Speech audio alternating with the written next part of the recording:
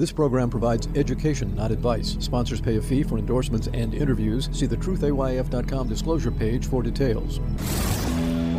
This is where technology, innovation, and personal finance come together. This is the truth about your future with Rick Edelman.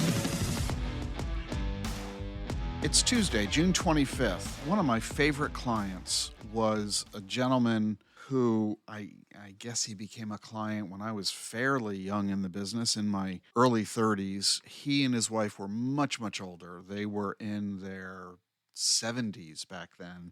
And he was a physician, still practicing. Lovely people, the two of them. He was dapper. He reminded me of David Niven. He was always dressed right. He was what we would call old school. He went to medical school in the 1940s, and he just a pillar of society, but dapper is the word that comes to mind. And I'll never forget when he reached out to us to seek an appointment. It was, of course, a phone call. There was no Zoom back then. And we booked the appointment, no big deal. He comes into the office, and he is dressed. Well, he looked like David Niven or Cary Grant or Clark Gable, just impeccably dressed, a very distinguished gentleman. I was dressed in a sport coat. I wasn't wearing a tie. This was uncommon back in the 1990s for a financial professional to not be wearing a tie. Business in general were suits and ties, but certainly in the financial services sector, as buttoned up a business as it gets. In fact, the very first time I was interviewed by the Wall Street Journal, it was a page one story, a profile on me and Edelman Financial. The story was not about our investment management strategy or our client acquisition approach or our staff relations and HR. Had nothing to do with the business. The focus of the page one story in the Wall Street Journal was the fact that I had declared Edelman Financial to be a no-tie zone. This was such revolutionary concept that it warranted page one coverage in the Wall Street Journal. And why did I have a no-tie zone? Well, simply because I didn't feel like wearing a tie to the office every day. One of the many ways I was innovative and perhaps you would say ahead of my time. So anyway, he comes into the office, we meet, he is aghast, quite frankly, but he maintains his composure. He is the consummate professional, but we engage in a very long conversation about what I'm wearing, or more accurately, what am I not wearing? And we talked about it quite extensively, and he admonished me to next time he comes to the office, I need to be wearing a tie. He became a client, he and she, and we had a wonderful, marvelous relationship until their deaths many, many years later. Each time he would come into the office, at some point during our conversation, he would make comment of the fact that I was not wearing a tie and his disdain of my wardrobe. But over time, he began to lighten up a little bit about it, and it got to the point that one day they arrived for a meeting, and you guessed it, he wasn't wearing a tie. Why do I tell you this story?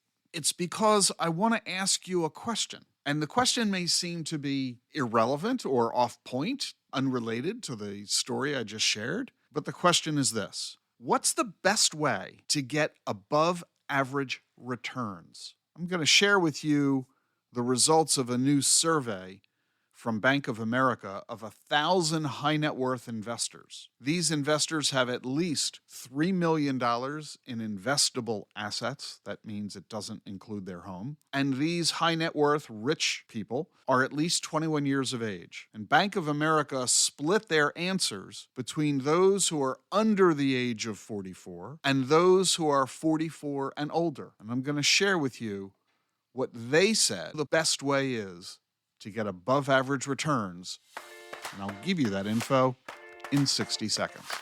Stay with us for more here on The Truth About Your Future.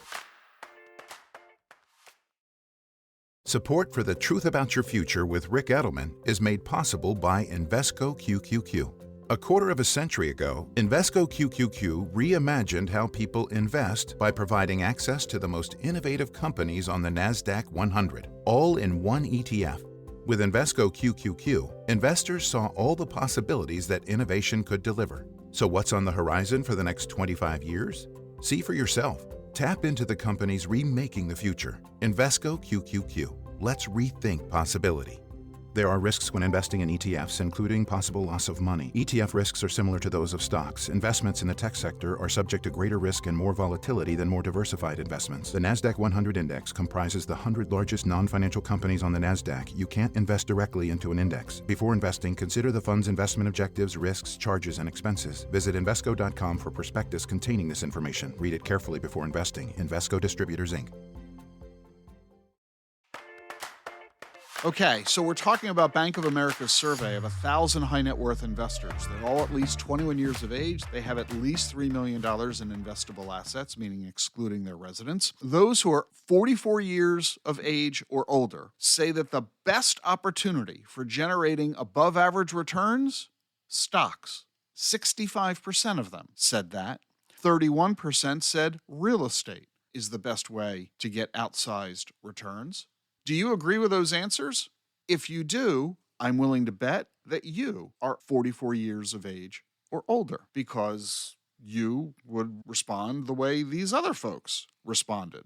And that's incredibly classic, isn't it? This is the way people in their 40s and 50s and 60s and 70s have created wealth. This is the way wealth has been created in this country for the past couple of hundred years. Stocks and real estate. So not at all a surprise that 96% of those surveyed who are 44 or older say that stocks and real estate are the best opportunity for making money. But what about those under the age of 44? According to the Bank of America survey, those 21 to 43, here's what they said is the best way to make money. 31% of them said real estate. 28% of them said crypto. Yeah, digital assets was the second highest ranked category for the best way to get above average returns. Stocks came in after that. We need to recognize that there is a massive change in attitude going on among the investing public. Just as the new generation 35 years ago quit wearing ties to the office, today nobody wears a tie to the office. In other words, the older generation has had its chance to influence the younger generation. You lost that opportunity around the time your kids became 15.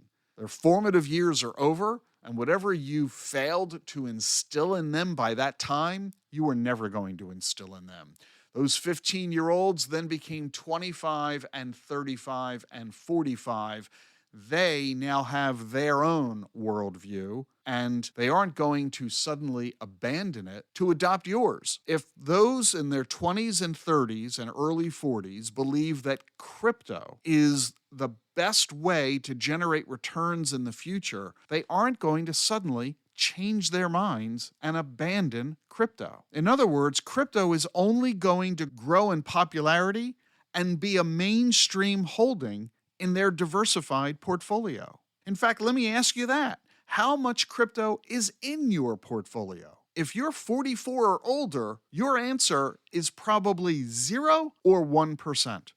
In fact, 1% is the average answer among those who are 44 plus in the new B of A survey. But those under the age of 44, the average crypto exposure in their portfolio, 14%. Now, if that is shocking you, perhaps that is a statement that you need to be paying more attention. That if we have today's youth, and I refer to young investors in their 20s, 30s, 40s as youth, investing in an asset class that you have dismissed, ignored, derided, well, guess what?